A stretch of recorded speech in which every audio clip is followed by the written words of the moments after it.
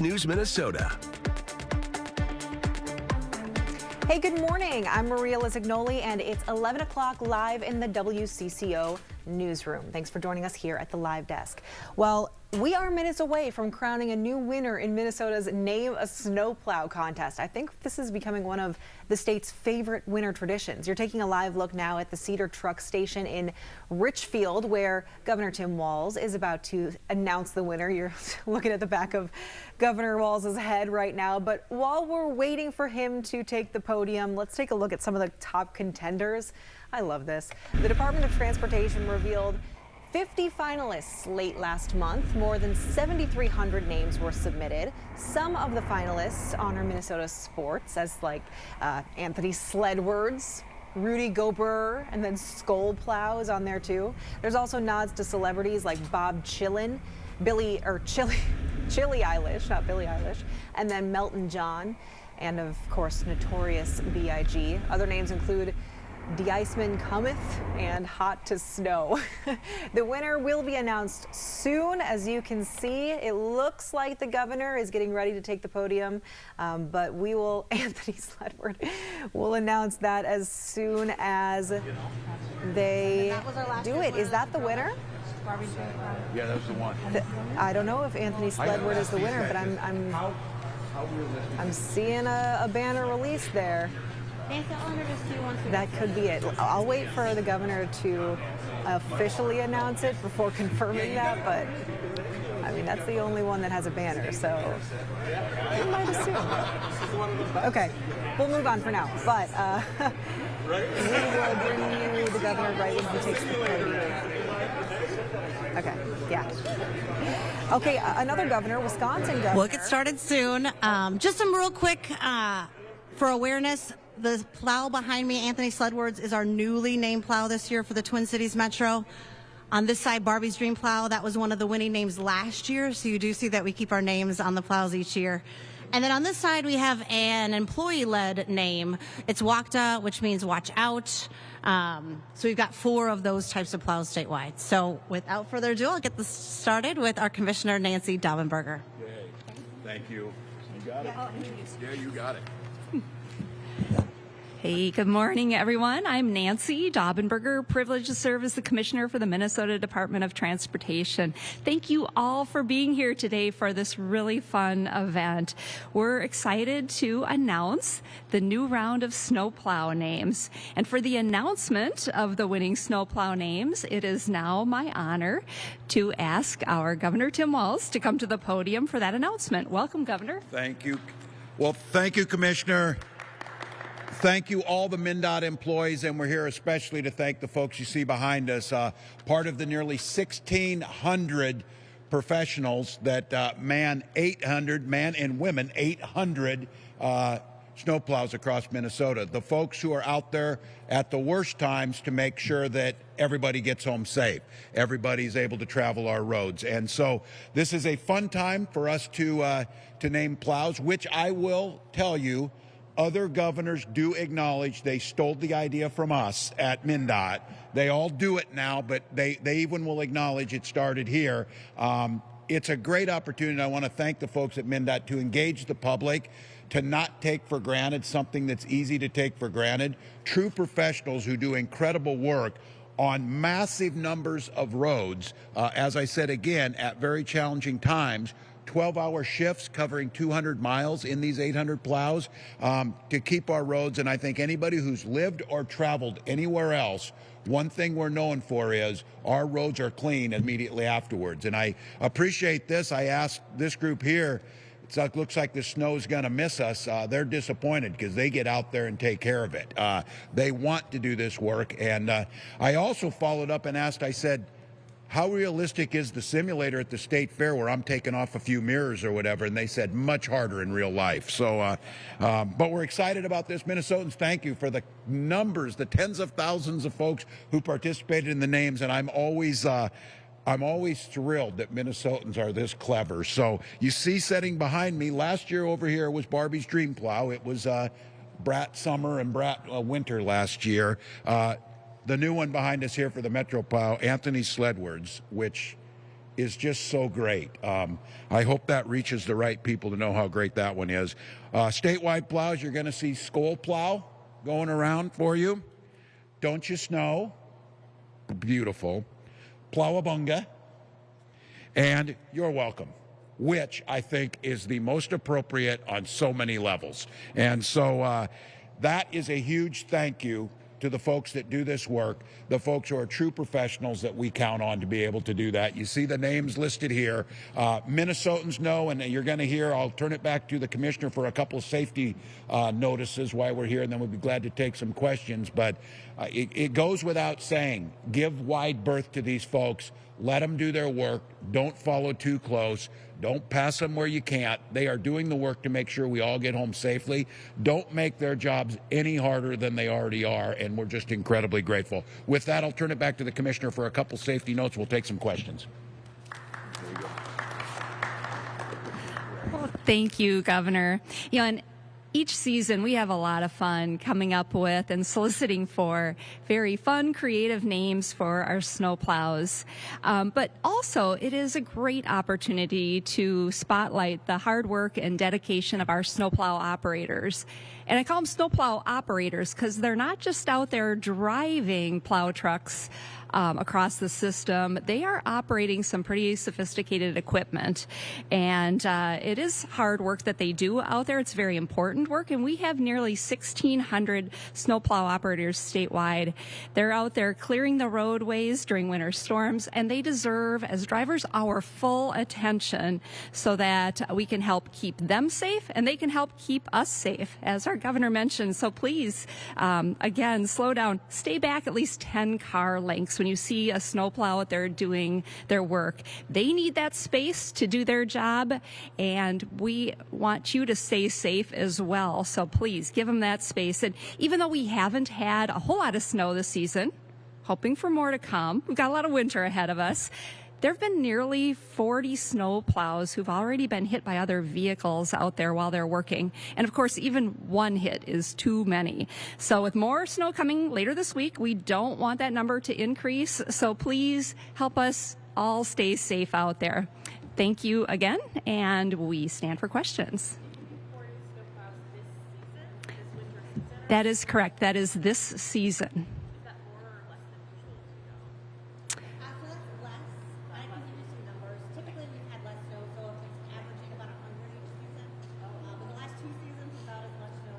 Good data. Dang. Do we know how many other states are doing this now, roughly? I know there have been several. Yeah, they are. So, yes, go ahead. I hear it from. I would assume that Hawaii's not doing it, but a lot of snowplows or states have done it. DOTs, counties, cities. We've also been asked to help name other or how we did our contests, because there have been like manhole covers, sewer systems. Different people have thought of different ways to name things since we got this start. And we borrowed it, just for your awareness, from Scotland. Scotland was naming their snowplows for many years before we started our contest 5 years ago. So this is our 5th contest. Oh. We don't pick favorites amongst our Yeah, no. Thank you. That spoken like a true politician there. That was really good. I'm always just amazed at the creativity. And look, many times, you know, these things, they're timely in that. I wonder 10 years down the road, the Barbie's Dream Plow, and after we win an NBA championship, this one will be more, will be known. So there you go. Sure. I wanted to ask you, Governor, about the pending compacts with the tribal nations Yeah. and marijuana Yep. dispensaries and sales, and how close are those to finalizations, and what do you say to people who are frustrated that because of delays in the state's rollout, some of the tribal nations may get a head start in Yeah. authorization? Well, since this has never been done before, I keep saying this, there's no timeline to measure it against. We know a lot of other states have done it, and they've had a lot of problems. We followed the law as it was written.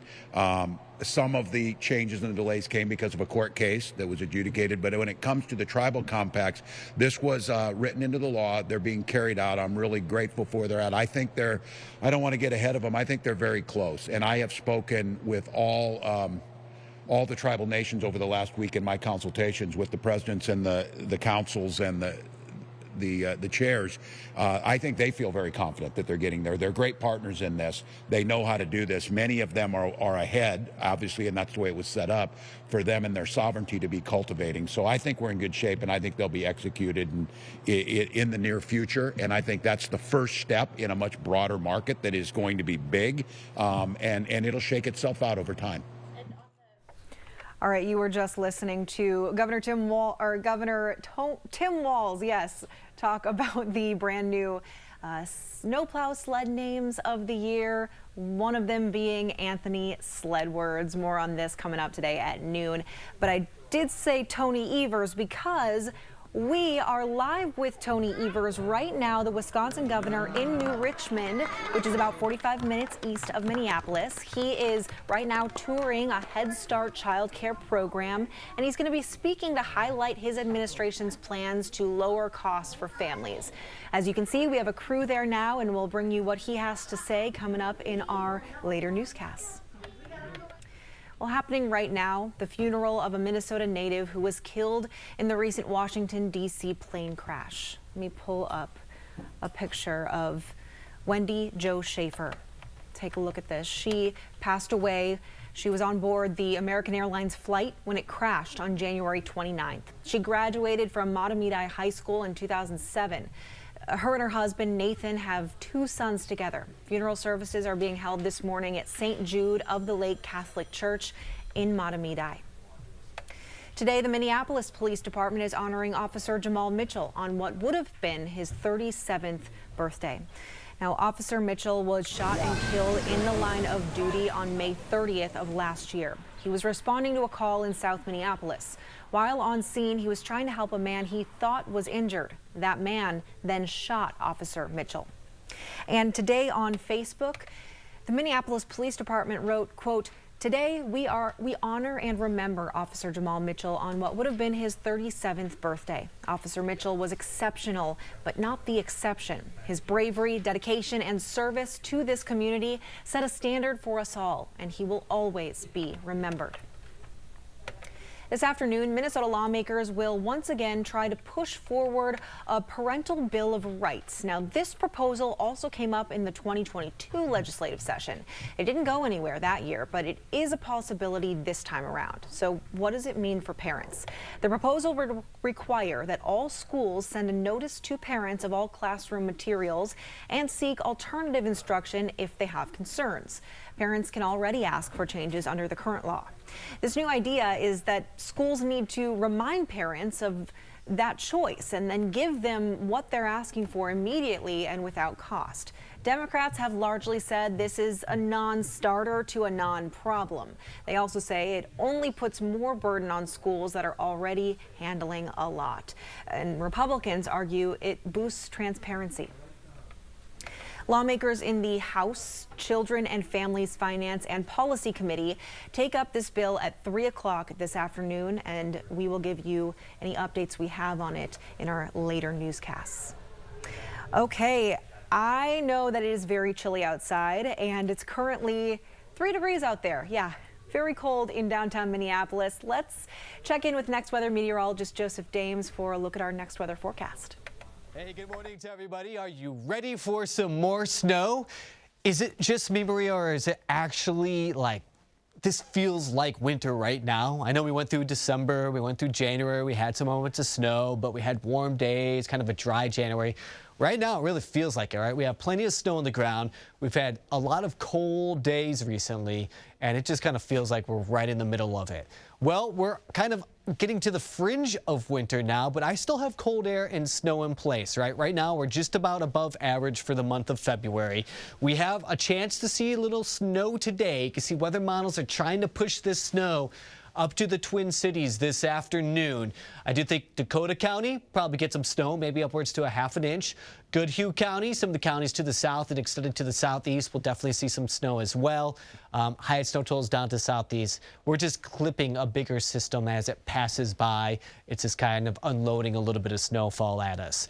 We clear everything out overnight, and it is going to get very cold once again. Now, this is the air temperature. Maria, tomorrow morning, wind chills about 30 to 35 below, maybe pushing 40 below in some neighborhoods, okay? So dangerous cold conditions tomorrow morning.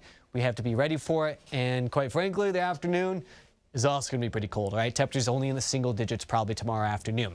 A lot of sunshine, but that disappears on Friday as our next system moves on in. You can see snow maybe beginning closer to about midday on Friday. But heading into the afternoon is when we start to see the intensity pick up through the evening into late Friday night. I'm just warning you now. If you're going out Friday evening, you have a nice dinner planned. There's going to be snow coming down. The roads are going to be a little snowy, and you're going to want to dress for snow. All right, I know it's not the perfect weather for Valentine's Day, but you should be ready for it. We have a pretty high chance to see at least an inch, and the chance of 2 inches of snow for Friday. We're in the moderate category around here. I think we'll probably get close to 2 inches and maybe even a little bit more as we head into our Friday evening. Your Valentine's Day forecast, if you want to look at it this way, 3 to 6 to 9 there. You can see snow in the forecast and temperatures in the 20s at that point in time. All right, let's go to the 7-day forecast. Once we get through that, it is kind of chilly, but it is dry for the weekend. Saturday at 18, Maria 7 degrees on Sunday, and a high of 8 on Monday. We are sticking with the cold, aren't we, Joseph? Thank you. Okay, this morning, college athletes looking to get paid for their fame may have dodged a bullet. Just this morning, the U.S. Education Department scrapped a last-minute policy issued by the Biden administration. In January, Biden told universities that name, image, and likeness payments must be treated the same as athletic financial aid. This was supposed to follow Title IX rules. That's the 1972 law forbidding sex discrimination in education. Today, President Trump's education officials stopped the change, saying it wasn't legal. It's the second time in 8 days the Trump administration has used Title IX to advance its priorities. Last week, Trump ordered that transgender athletes should not be allowed to compete in girls' and women's sports. All right, we want to check in now with Mike Max for a look at some of the other sports stories we're following today. The Minnesota Timberwolves play the Milwaukee Bucks tonight. Much of the conversation at Target Center will evolve around not the game, but the ownership saga. The latest is, of course, Alex Rodriguez and Mark Lowry won the arbitration 2-1 and will now only need NBA approval. Glenn Taylor's last hope might be getting 8 owners to vote against them. That would allow him to retain ownership in it. Probably a long shot at this point, but don't bet against it. Bucks and Timberwolves tonight at 7 o'clock at Target Center. Minnesota Twins made a move. They picked up Ty France, a free agent first baseman. He's kind of a journeyman, played for 3 teams, mostly the Seattle Mariners. He has an all-star season behind him, a late-round draft pick who, as they say in the business, is a grinder. Minnesota Gopher wrestling team has a big match coming up this week against Iowa, the big rivalry match coming up on Friday night. Gable Stevenson came back for one more final year as the heavyweight. Yes, he had opportunities. He's in the WWE and the NFL in a training camp. He's happy to be back in this spot right now. I just feel like I'm so young. I feel like I have a lot to give, and I feel like I have a lot to give in so many areas that I feel like I should give to, and this was definitely one of them. And having that last year left always kind of rang the bell in my mind, like, man, I think you should finish it and not regret this decision leaving so early. And so that was a big part of it too. And then just the NFL thing was experience of a lifetime, and to go out there and playing my first football game as an NFL game is crazy. Tonight at 6 on WCCO TV, we'll profile the Twins ace Pablo Lopez and more. For CBS News Minnesota, I'm Mike Max, and that is your morning look at sports. All right, Maxie, thank you so much. Well, teamwork took center court at the Target Center. Photojournalist Nick Luneman takes us to the State United Championship and the team of athletes with and without disabilities, showing us what sportsmanship really looks like. Rails on 3, 1, 2, 3. Rails on 3, 1, 2, 3. It's our Unified Champion School State basketball tournament. So all of these teams have competed at regionals across the state and qualified for our state tournament here today at Target Center. It's incredible. I never imagined myself here playing on the court where the Timberwolves play. We're the Target Center guys. Now that you got the beat, stand up and stomp your feet. It's amazing. The energy is fantastic. Hey, it's DJ Nixter. Everybody is cheering. especially seeing the cheerleaders, all the different teams, and they've brought their schools to cheer them on. I think everyone can kind of find us home here. No matter what your disability is, it just doesn't really matter. We'll always find points for you to score, or rebounds for you to get. You'll always find a spot for you here.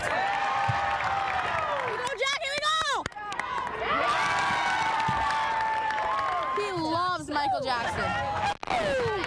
Before I joined Unified, I was not very talkative. I was like hiding in the shadows. After I joined, changed my life completely.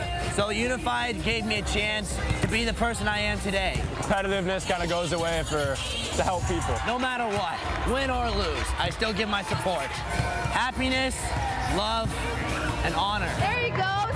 Those are the three main emotions that I always get when it comes to around Unified.